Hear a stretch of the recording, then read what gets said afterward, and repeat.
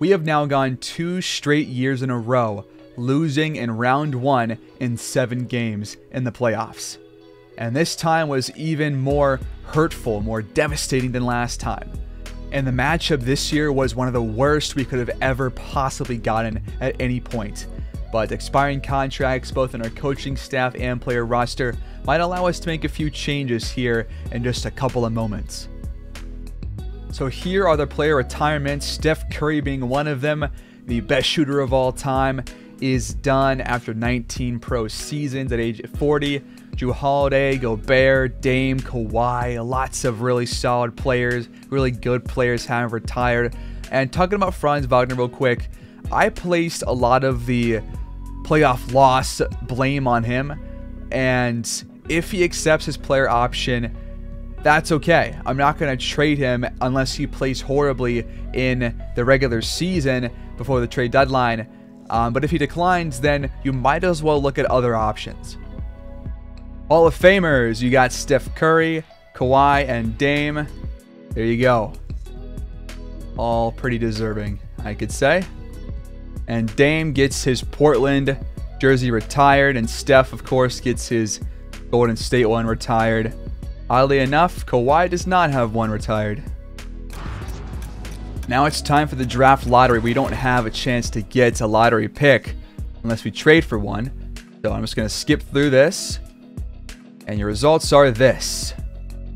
Ends up being the Lakers get the first overall pick, then the Clippers, Wizards, Sixers, Bulls, Heat at 6, Jazz 7, Pelicans, Pistons, and Knicks at 10. We have pick 26 and pick 29, which is the Spurs pick. So that's your finalized draft order. We advance, and so one thing I wanted to focus on in this part of the offseason is the coaching. I think we have to go in a different direction, and a bunch of our coaches did have expiring deals, so we have the option to just fill those in with new people. And I think I want to focus on guys who have more badges, both for coaches and for actual players once we get to free agency and things like that, because I think that badges matter a lot. So after looking through most of these candidates, I've been sorting by a couple of different things. Most head coaches don't have a lot of badges, but a couple do. But not all of them are actually, head coaches. So if you sort by offense and defense, there is Michael Stauffer, but he's just the cheese guy. I'm not going to make use of him at all. I'll let some other team take him over. There is Jacob Underwood, but he only has one badge. We just had Trent Peterson as our coach for the last couple of seasons. And I think that after reading about, what each of these categories does, I feel like charisma, legwork, influence, and offensive and defensive coaching, and even basketball IQ all matter for the head coach, and badges do too. So trying to find the right balance between those is tough, and also finding, maybe his coaching system won't match what I want to do, and that's going to be all right. But there's also real coaches like Steve Nash is here, and he has badges too, so he might be worth going after. Or Doc Rivers is here, so I might actually throw offers out for both of them because the badges might actually come in handy. So why not offer them some contracts? For assistant head coach, I might go with Tyson Starks, perhaps. High basketball IQ, influence, legwork, charisma, decent offense and defense. I throw an offer his way. And then for big man coach, there is Jordan Ott, who already has a couple of badges related to being a big man coach and a post-D coach. So might throw an offer his way as well. And he might also be a good guy to go after for head coach. Decent badges. Maybe he's a guy we offer for that position as well. So let me find him. Actually, let's make him an offer for assistant head coach instead. And then let's find somebody else for big man coach, and then we'll see what we can do with those couple of offers. There is Chris DeMarco, a couple of badges here for post defense and as a competitor, tactician, sponge, home games. He's already a post-D coach. Can make him to start big man coach in general because he's an offensive coach better than a defensive coach as well. in terms of his ratings, so we'll offer him. And for guard guru, I think we're going to offer the Jan Milojevic. Hopefully I pronounced that correctly, but I'll offer him here for guard guru, and then we will advance. So it looks like Chris DeMarco will sign as our big man coach. A couple of guys are still fielding offers. Tyson Starks wants to accept as our assistant head coach. And so in that case, I might remove the offer for Ott and offer him the head coaching job instead. That might be worth it. But also his organizing is fairly low, but it's low for all these guys that aren't actually real coaches. So we might just want to keep our hat here in the ring for Doc Rivers instead. Maybe give Ott a different role. We'll see though. There is also BJ Cooper, who is a kind of interesting guy to go after as the head coach. He's got 3 badges, but he has really good organizing, which means that he will get the most out of the rest of the staff. He's got high IQ, good information, pretty good charisma, and offensive and defensive ratings. And he's got Rejuvenator, so he gets the most out of older players, guard guru, and perimeter defense master. I think he might be worth giving an offer to for the head coaching job as well. Now it looks like Doc Rivers won't take the offer, but BJ Cooper will, and I think I'm okay with that. Milojevic is going to reject the offer as guard guru, so we're going to have to find somebody else for that role as well. So for guard guru, there is Urban McDaniels, 3 badges, good offense and defense. I think we can offer him. See if he takes that, but I might want to offer somebody else as well just in case. Meanwhile, for sports medicine, I want to get an offer to Alicia Bryan. And maybe offer somebody else as well, like Randall Campbell. Those more badges. Also going to try and get a stamina trainer in here. Irvin McDaniels will sign as our guard guru. Will Hardy declines, and others are still signing their offer. So we get Scott Andersen, new stamina trainer, and Randall Campbell as our team doctor. And now our staff is full. 5-star coaching, 5-star front office. I think these were good moves to make. We got a lot more guys that are sort of more focused in the actual areas that they're coaching in. And I think that's a lot better. So now it is time for the NBA draft. 2028 NBA draft. And I'm going to sim the first 5-6 picks. And if Curtis Soto is still there, I think I'm fairly sold on him. So let's see how the first couple of picks go. The Lakers have the first overall pick. And they select Leroy Kent, the center out of Syracuse. I think next up is probably going to be Drew Ewing. We'll see. Clippers take Gordon Dunn instead. Another 7-2 center. Wizards next up, pick 3. They take Terrell Simpson, another center. 3 in a row to start the draft. I did not scout money then because we don't really need to draft one. Sixers with pick 4. We'll trade the pick and a second next year for Lonzo Ball and a first-round pick this year, the 27th overall pick. Wow. So, Drew Ewing goes to the Clippers. That's crazy. Next up, the Bulls. They take Casey Wood. Okay, we're gonna let the Heat draft and probably maybe make a move to get pick 7 or so. Well, after trying to make a couple of trades, there's pretty much no feasible way for us to trade it for this pick because they value it heavily, which I totally understand. We don't have a lot of players who are on current contracts because we have team options, player options, and several expiring contracts. So not a lot of guys to be able to be traded. Not that I would have wanted to trade a certain person or whatever, but we have to wait another pick or two. The Jazz will trade the pick for Trey Mann and the 23rd overall pick. So the Hornets trade up to get Oscar Matthews, another center. All right, so we're gonna let the Pelicans pick because they're pretty much a rival of ours. So they take Travis Franklin out of UNC. Okay, let's try to trade here with the Pistons. Well, after a few tries, the Pistons aren't biting either. So Gonna see who they pick with pick 9. They're gonna trade it. So many trades. They trade this and their first next year for Zach LaVine and Josh Hart. So the Bulls are on the clock. And they take Jonathan George, another center. My God. Well, the Knicks actually can't even trade this pick because it was involved in a previous trade. So if they take Curtis Soto, they take Curtis Soto. That's what it comes down to. I wasn't willing to make a huge trade just to get a guy that we aren't really sure is going to be a vital piece, but he really could be. And they take Rashid Manning instead. What about the Trailblazers? If we offer both of our firsts this year and 2 future seconds for this pick, what do they say? They say no. And we don't really have players to trade that I'm willing to give away.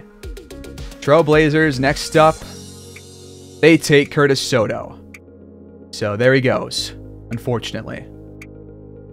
Okay, so guys still left on our draft board are Todd Graves, Matthew Houston, Kyle Copeland, Taylor Chase, and Kobe Red, and Gordon Wolf.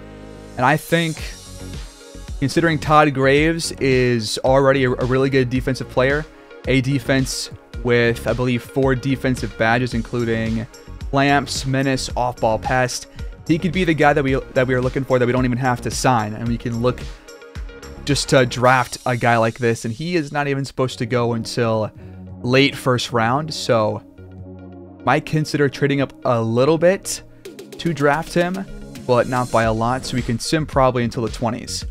So next up are the Suns. They take Clifford West out of Connecticut. The Wizards take Kyle Copeland, so another guy off the draft board. Wasn't sold on trading up to draft him. And there goes Kobe Red. So more guys going. Darren Gordon Wolf. Okay. So I'll sim a few more because I'm getting kind of worried. The Nets will trade this pick.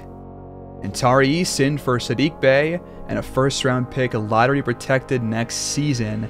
And the Kings select Matthew Houston. Okay. I'm trading up now because pretty sure Todd Graves is the last guy left on our board.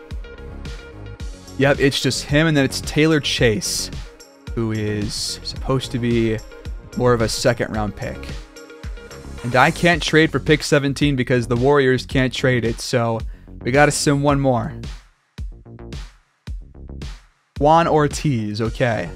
Let's see if the Kings can trade their pick. Back on another second, they say no. We have to wait again. The Kings with the next pick take Malik McGuire. I'm not trading with Minnesota whatsoever. They take Stan Barkley. What about the Magic? Magic have agreed to our trade offer. Our 2 firsts and a second next season to get this pick. And now we are going to select Todd Graves with pick number 20 in the 2028 NBA Draft at a UC San Diego. Dak Harper says that he looks to be a solid pick with Simon Andersen entering free agency. That's not why we are picking him. Andersen is coming back, don't you worry. How dare he even say that? Hawks next up, they take Dylan Watkins, Orlando Martin Jr., Brian Goodwin. Celtics go with Jordan Kerr. Dunleavy goes to the Rockets out of George Mason. Terrence Jackson goes to the Magic with one of the picks that they just traded for. And now a trade. The Pelicans trade for Charlie White III from Chicago. And they'll take Greg Bates. Bucks take Victor Alexander. Magic with another pick. They take J.C. Calloway out of Duke. We are nearing the end of the first round. Zach Carroll. OKC. And then the last pick for the Thunder, or for the Cavaliers rather. They take Theo Lowe. We sim the rest of the draft, and now we have our draft summary. So Leroy Kent, 82 overall. First overall pick, 5 badges. Gordon Dunn, 79 overall, 3 badges. Darrell Simpson, 6 badges. Drew Ewing, 15 badges. My God. Yeah, he's going to be like a Chris Paul type of player, I feel like. It's pretty good pick for the Clippers. KC Wood, 5 badges. Jose Hernandez had 0. Oscar Matthews had 3 with 77 overall. Travis Franklin, 2 badges. Jonathan George, 2 badges. Lots of big men being taken, as we saw. Rashid Manning only has 73 overall, 2 badges. Some guys are pretty high overall too. Curtis Soto, 75 overall, 1 badge. Let's see what his grades look like. First of all, the badge was for Masher, so that was accurate. That was pretty accurate. So he can get down low and score. Good mid-range shooter. Defense is not bad. Good athlete. Potential is still pretty solid. Then there was Clifford West. No badges for him. Kyle Copeland, 1 badge at 73. Kobe Red, 3 badges at 75. Gordon Wolf, 76 with 1 badge. Matthew Houston, no badges at 72. That's kind of why I was skeptical. Juan Ortiz, 73 with 4 badges. Malik McGuire, 74 with 1 badge. And then the pick before us was Minnesota with 76 and no badges for Stan Barkley. And then our pick is Todd Graves, 74 overall, 4 badges. Take a look. He's not going to give you a whole lot on the offensive end, but his defense is actually better than what our scout thought it was. So that is nice. He also can play defense down low as well, just depending on the height. He's a really good athlete, high IQ, potential. He's probably going to be like a 77 overall at the highest, like around there, kind of like Wellington is right now. So he's going to be kind of that like lower level Herb Jones player, but hopefully he's not much of a shooter. Haven't really checked his tendencies too much, but I think we can keep the ball out of his hands for the most part. And it's not even very high. It's pretty low, actually. He'll shoot when he's down low, but that's pretty standard. But after him, there was Dylan Watkins, no badges, 74 overall. Orlando Martin, 71 with 2 badges. Brian Goodwin, 10 badges, 75 overall. Point guard, but he's 6'1". I'm scared to draft short guards now. We already have a couple on the team, so we're trying to go taller and deeper. Jordan Kerr, 71 overall, 2 badges. Alexander Dunleavy, no badges, 73 overall. Terrence Jackson, no badges, 73. Greg Bates, 73, 1 badge. Victor Alexander, 1 badge, 73. J.C. Callaway, 72, 1 badge. Zach Carroll, 74, no badges for him. And then Brett McMillan, lowest overall of the first round with 1 badge. And then Theo Lowe, no badges for the Cavaliers. In round 2, I'm not going to parse through these too much, but it looks like it wasn't a very deep class. A couple of decent guys that were as good as a couple first rounders here, but not that great. But potentially Alton Nichols could be something. We signed Todd Graves to his 2-year contract. And now for our team player options. As I expected, Franz has declined his player option. We might want to look at other options out there, because I think badges are fairly important. I think it's pretty clear that, you know, they have similar ratings, he and Andersen do, but Andersen has far more badges, at least shooting wise, and he's a far better shooter when watching. So I think badges just matter a lot. So we're going to look somewhere else most likely because he wanted to. So mutual depart, that's all right. Wellington will accept and Payne will accept. I think I'm comfortable bringing back Wellington on a pretty cheap 1-year team deal. So we'll do that, and Payne hopefully will grow, and we'll see about him and Carney and a couple other players too. So I'm hyped for that. Now for qualifying offers, we are obviously going to extend one to Andersen, but not to the 2 guys that never played. So this is pretty standard. And this free agent class is insane. First of all, we have a lot of money in terms of cap hold. I think about half of that is for Wagner, so we'll have to get rid of that. But my first order of business after looking through these couple of players is to immediately give an offer to Andersen, who has a lot of offers on the table. And he wants a lot of money, and rightfully so. We're going to offer him as big a deal as he will accept for us. And just hope to God that he takes it over the qualifying offer. Let's see what the other offers are. So the Knicks and Bulls have offered 4-year contracts. We offered a 5-year one, and then the Mavericks and other teams have offered even below the qualifying offer, so not sure what they're even trying to pull off here. But we could also make a move for a guy that could create his own shot, because look at this, Darius Garland is available, Donovan Mitchell's here, and there's a lot of ways for us to move things around, make moves. I feel like getting a guy like that is important because really nobody on our team can create their own shot. We always have to, you know, set screens and whatnot. Like, nobody can beat people off the dribble. So I think we have to find a guy that can do that. There's also John Morant, Cade Cunningham. I'm not sure if we can afford to bring one of these guys and Andersen in with, you know, the contract of Keldon Johnson too. But we can try and figure something out. Like maybe Donovan Mitchell perhaps. 31 years old, still a great player. There's also DeJounte Murray, Tyrese Halliburton.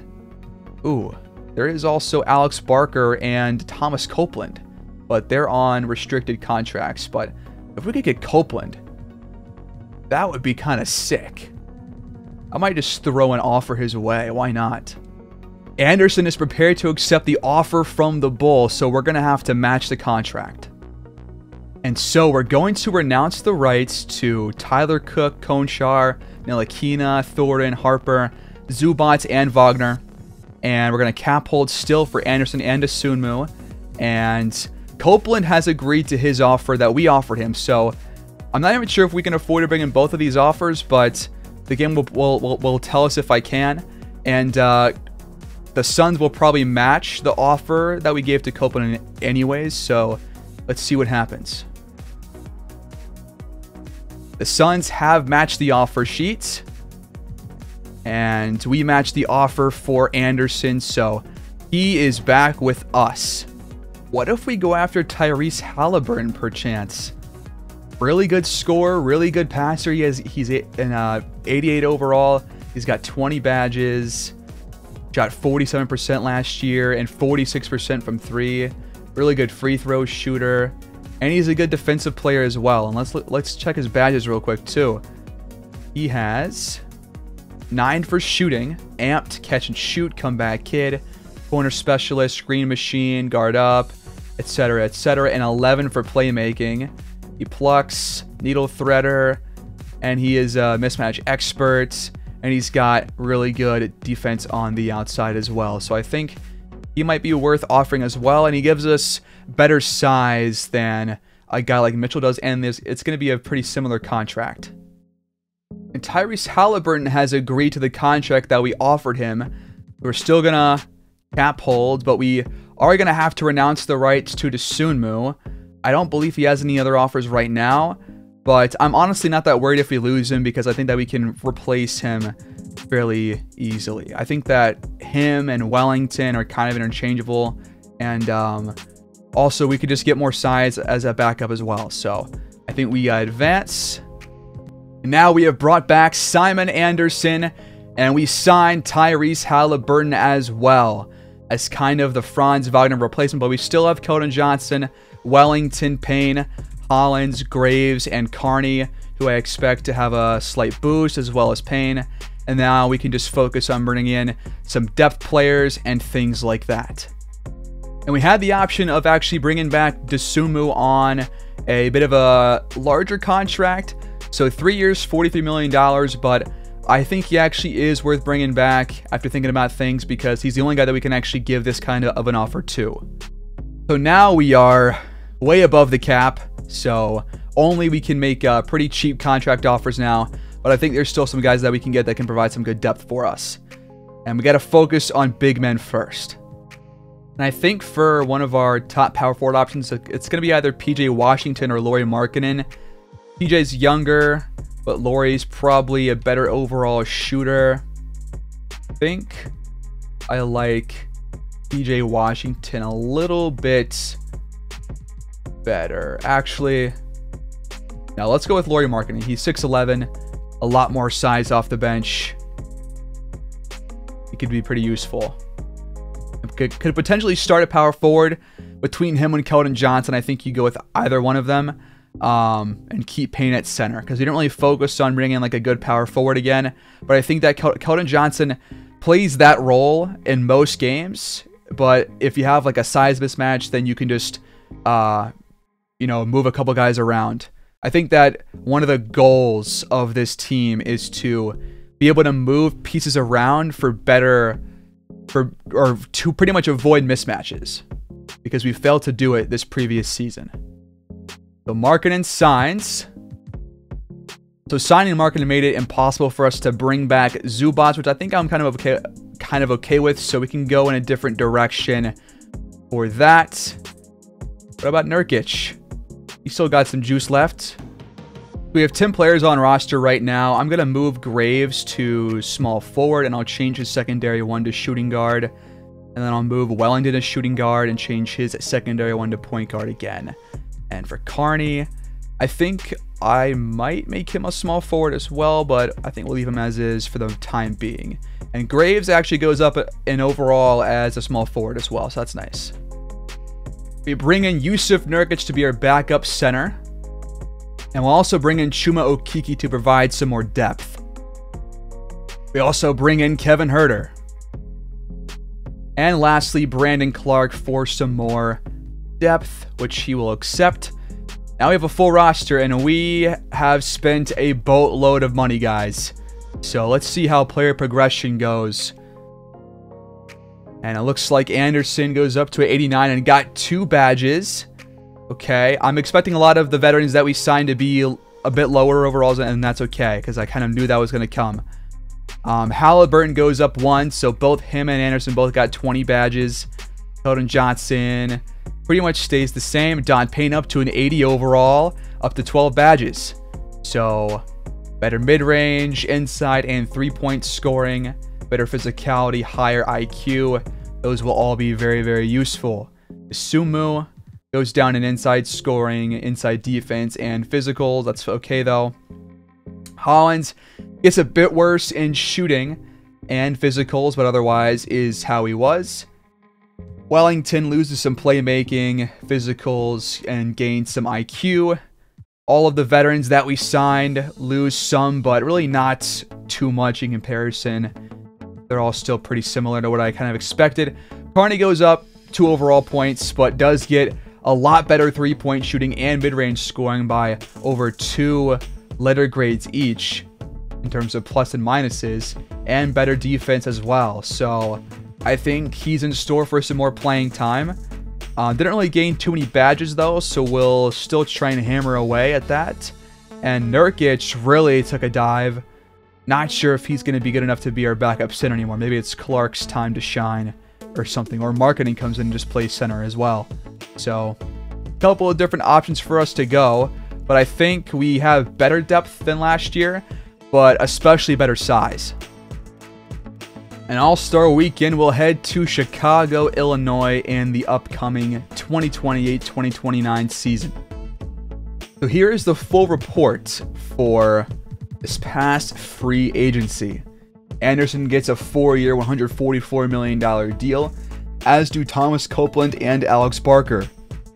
Jokic returns to Denver on a 5-year deal, and by the way, Barker and Copeland all returned to their teams, as did Andersen, of course. Garland returns to Cleveland on a 5-year deal. Zion returns to New Orleans on a 5-year deal as well. The Heat signed Tyler Hero to a 5-year deal. Donovan Mitchell gets re-signed to a 5-year deal. Brunson re-signs. Bellamy re-signs. Colin Sexton re-signs. A lot of guys did return to their original teams. And the Nuggets also signed LaMelo Ball, so they're going to have LaMelo and Jokic on the same team. The Pacers bring in Ja Morant on a 4-year deal. The Warriors brought in Jalen Green. And of course, we brought in Tyrese Halliburton after re-signing Andersen, and we signed him to a bigger deal than our own player. And Franz Wagner ends up heading to Chicago on a cheaper deal than Tyrese Haliburton did for us, but I think, well, I guess, I don't know, we'll see what happens. But they also signed Anthony Edwards. The Bulls have completely revamped their roster. They also traded Charlie White III during the draft, if you recall that. So that's a pretty big swing for the Chicago Bulls. They might be a pretty big contender with those two guys. But the Spurs brought in Trey Murphy. Bobby Portis heads to the Pistons. The more cheaper deals up here. So Cade Cunningham went to Detroit. He returns there. Jonathan Kuminga returns to Golden State. Memphis brings in DeJounte Murray in place of Ja Morant. The Warriors bring in Tommy Shepard over from San Antonio.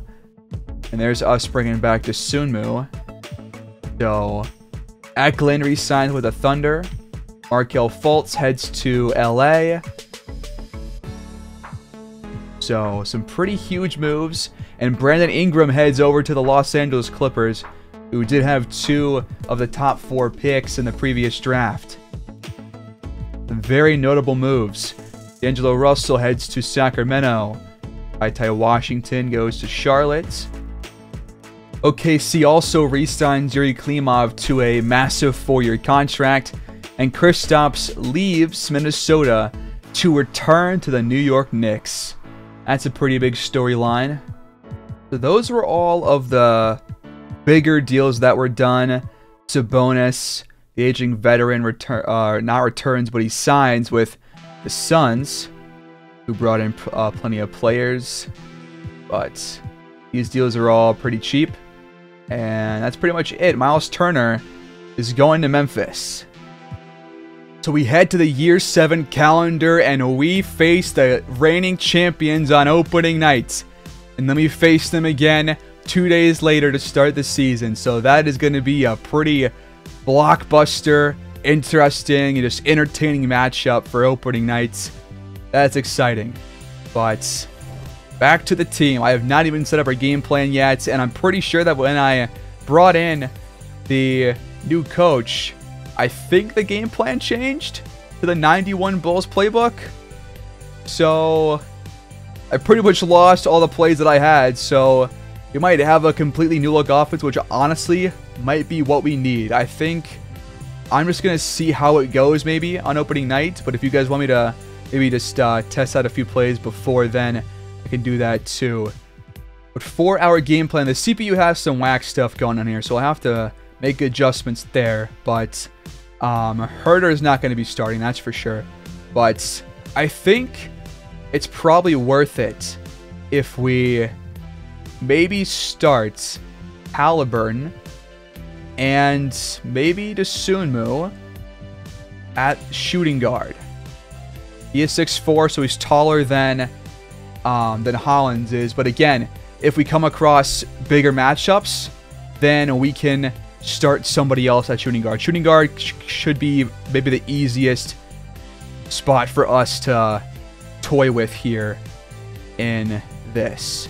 But I think we keep Andersen back at small forward, where he had his best season. Dosunmu comes in at shooting guard, which will have a lot of guys be playing there.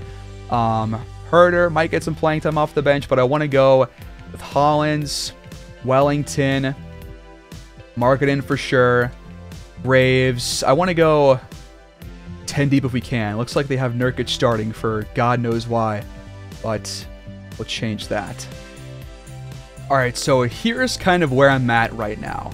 I think we start Haliburton at point guard, but we could put Hollins up there if we want to and then move back to our bench. But I think we go Haliburton, Dosunmu, Andersen, Keldon Johnson, Don Payne, and then off the bench we got Hollins with 16 minutes a game, Carney at 20, Markkanen at 20, Graves at 16, Wellington at 12. So it still is kind of a smaller lineup, but you can bring in Brandon Clark, bring in Nurkic, just depending on the personnel that you want to have. And also, lots of these guys, at least on the reserves and bench, have fairly tradable contracts to go and get maybe a taller power forward or something, or another center.